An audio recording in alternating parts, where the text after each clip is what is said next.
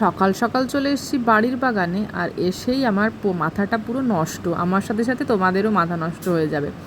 তো দেখো, অনেক দিন আসা হয়নি, মানে ওই 4-5 দিন আসিনি সবজি নিতে।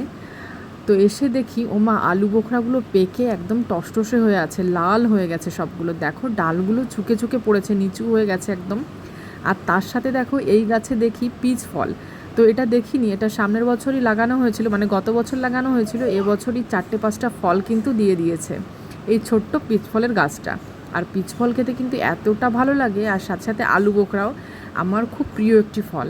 আর এখানে দেখো, এই যে আমাদের বাড়িতে সমস্ত সবজি কিন্তু এখানেই লাগানো হয়। তোমাদের সাথে কখনো শেয়ার করব যে কাশ্মীরে কী কী সবজি লাগানো হয় বা কী কী সবজি হয়।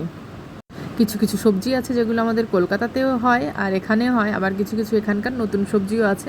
সমস্ত ফল বা সবজির সাথে তোমাদের কিন্তু সাক্ষাৎ করাবো। তো আমার এই ভিডিওতে কমেন্ট করে জানিও কারা কারা দেখতে ইচ্ছুক, অবশ্যই কিন্তু তোমাদের দেখাবো। আর একটা জিনিস দেখো, এই যে শশা গাছটায় বেশ কিছু শশা দিচ্ছে, নতুন গাছ লাগানো হয়েছে। আর এটা একটু পোকা ধরেছিল, না হলে কিন্তু শশাগুলো অনেক বড় হয়।